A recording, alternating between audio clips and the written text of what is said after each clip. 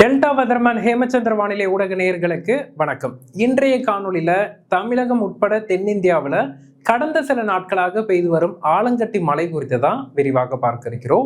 இதுவரைக்கும் delta weatherman வானிலை ஊடகத்தை சப்ஸ்கிரைப் செய்து கொள்ளாதவர்கள் சப்ஸ்கிரைப் செய்து கொள்ளவும், அடுத்தடுத்த அறிக்கைகளை தவறாமல் பெறுவதற்கு பெல் ஐக்கனை கிளிக் செய்து கொள்ளவும்.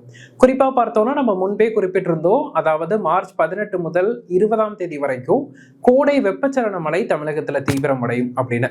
இந்த கோடை வெப்பச்சலன மழையின் முதல் சுற்றுல தமிழகம், கேரளா, கர்நாடகா உட்பட தென்னிந்தியாவின் பல்வேறு பகுதிகளில் ஆலங்கட்டி மழைப்பொழிவு பதிவானது தற்போது பேசும் பொருளாகி இருக்கு. பல ரீல்ஸும் பார்த்துருப்பீங்க, இதுக்கு காரணம் பில்கேட்ஸ் தான் அப்படிங்கிற மாதிரி. இதுல உண்மை நிலவரம் என்ன அப்படிங்கிறது தான் இந்த காணொலியில பார்க்க இருக்கிறோம். அதாவது இந்த கோடை மழை சாதாரணமான ஒரு கோடை மழையா அமையல.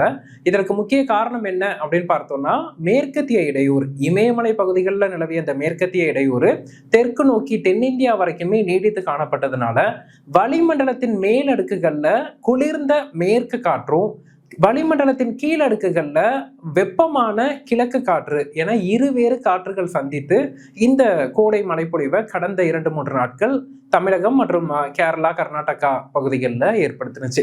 இந்த இருவேறு காற்றுகள் சந்திக்கும் போது இது கோடை காலமாக இருப்பதன் காரணமா கடந்த சில நாட்களாகவே நீடித்த வெப்பநிலை மற்றும் வளிமண்டலம் மற்றும் நிலப்பரப்புல இருந்த வெப்பத்தின் காரணமாக இயல்பாக மழை மேகங்கள், அந்த நீராவி மேலெழும்பும் போது உருவாகக்கூடிய மலைமேகங்கள் வளிமண்டலத்தின் 5 முதல் 10 கிலோமீட்டர் தூரத்திலேயே மலைமேகங்கள் உருவாகி மழைப்பொழிவு கொடுக்கும், இயல்பா ஒரு மழைக்காலங்கள்லையோ அல்லது பிற வானிலை நிகழ்வுகள்லையோ.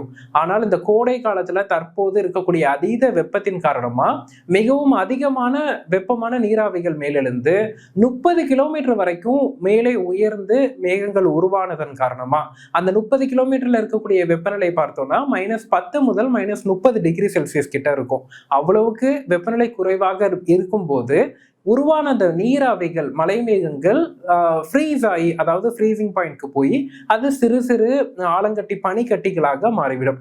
அதன் காரணமாக தான் தற்போது அந்த ஆலங்கட்டி மழைப்பொழிவு இந்த கோடை மழை முதல் சுற்றுல நம்ம பரவலாக பார்த்தோம்.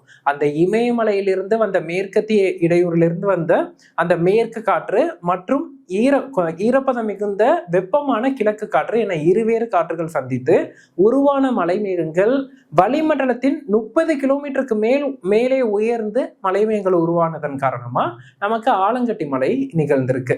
இதற்கு பின்னாடி பில்கேட்ஸோ இல்ல அறிவியல் பூர்வமா வேற எந்த ஆராய்ச்சிகளோ எதுவுமே கிடையாது. சரி, இந்த ஆலங்கட்டி மலையில நனையலாமா அப்படின்னு கேட்டா கண்டிப்பா ஆலங்கட்டி மலையில நனையக்கூடாது. ஏன்னா அந்த ஆலங்கட்டி மலையில உருவாகக்கூடிய அந்த பனி கட்டிகள் இருக்குல்ல, அதன் பரப்பளவு என்பது மாறுபடும் ஒவ்வொரு இடத்துக்கு தகுந்தாற் போல, அங்க இருக்கக்கூடிய லோக்கல் ஃபேக்டர்ஸ் அடிப்படையில. அதன் காரணமா சில பாதிப்புகள் ஏற்படலாம். அதன் காரணமா அதே போல இடி மின்னல் வலுவாக இருக்கும். இதன் காரணமா ஆலங்கட்டி மலையில நனையாம இருக்குது நல்லதை தவிர, மற்றபடி இந்த ஆலங்கட்டி மலை ஒரு நமக்கு கெமிக்கல்ஸ் ரிலவெண்டா உள்ளது, அதனால மக்களுக்கும் விவசாயத்துக்கும் பாதிப்பு அப்படிங்கிற செய்திகள்லாம் மிகவும் தவறான செய்தி. இது ஒரு இயல்பான இயற்கையான நிகழ்வு தான். இயல்பாகவே வட இந்தியால நமக்கு மார்ச், ஏப்ரல் மாதங்கள்ல ஆலங்கட்டி மழைப்பொழிவு மிகவும் அதிகமாக பதிவாகும். கிட்டத்தட்ட நிறைய உயிரிழப்புகளும் இந்த ஆலங்கட்டி மழைப்பொழிவுல பதிவாவதும் நமக்கு இயல்பான ஒன்று. தென்னிந்தியாவில் நிகழ்வது என்பது அரிதான நிகழ்வு. இதற்கு முன்னதாக பல வருடங்கள் நிகழ்ந்திருக்கு. சென்ற வருடம் நமக்கு பார்த்தோம்னா பிப்ரவரி மந்தே கூட சில பகுதிகளில் ஆலங்கட்டி மழை நிகழ்ந்துச்சு. எப்பொழுதெல்லாம் இமயமலையிலிருந்து அந்த மேற்கத்திய இடையூறு தெற்கு நோக்கி நகர்கிறதோ அதே சமயத்தில் நமக்கு கிழக்கு காற்றின் ஊடுருவலும் இருக்கோ, ஈரப்பதம் மிகுந்த கிழக்கு காற்றின் ஊடுருவல் இருக்கோ, அப்பொழுதெல்லாம் இந்த ஆலங்கட்டி மழைக்கான வாய்ப்புகள் என்பது உருவாகும். அந்த வகையில தான் கடந்த சில நாட்கள் தமிழகம், கேரளா, கர்நாடகா உள்ளிட்ட தென்னிந்தியாவில் ஆலங்கட்டி மழையின் தாக்கம் அதிகரித்து காணப்பட்டது. சரி, இனி வரக்கூடிய நாட்களை பொறுத்தளவுக்கு இம்மாத இறுதி வரைக்கும் தமிழகத்தில் மீண்டும் வெப்பம் அதிகரிக்கும். பகல் நேர வெப்பநிலை இயல்பை விட அதிகரித்து காணப்படும். வறண்ட வானிலை நிலவும். அறுவடை விவசாயிகள் அச்சமின்றி அறுவடை பணிகளை மேற்கொள்ளலாம். மீண்டும் கோடை வெப்பச்சலன மழை இம்மாத இறுதியில ஆங்காங்கே பதிவாவதற்கான வாய்ப்புகள் இருக்கு. ஏப்ரல், மே மாதத்தில் இந்த ஆண்டு கடந்த ஆண்டை விட வெப்பம் அதிகமாக இருக்கும் ஒரு புறம். மறுபுறம் ஒரு சில வாரங்கள் இடி மின்னலுடன் கூடிய இயல்புக்கு அதிகமான கோடை மழையும் இருக்கு. அப்படி பார்த்தா ஏப்ரல், மே மாதங்கள்ல மழையும் இருக்கு, வெயிலும் இருக்கு. அதுதான் தற்போதைய வானிலை எதிர்பார்ப்பு. அது குறித்தான விவரங்களை அடுத்தடுத்த அறிக்கைகளை பார்க்கலாம். தொடர்ந்து இணைந்திருங்கள் டெல்டா வெதர்மேன் வானிலை ஊடகத்துடன். நன்றி.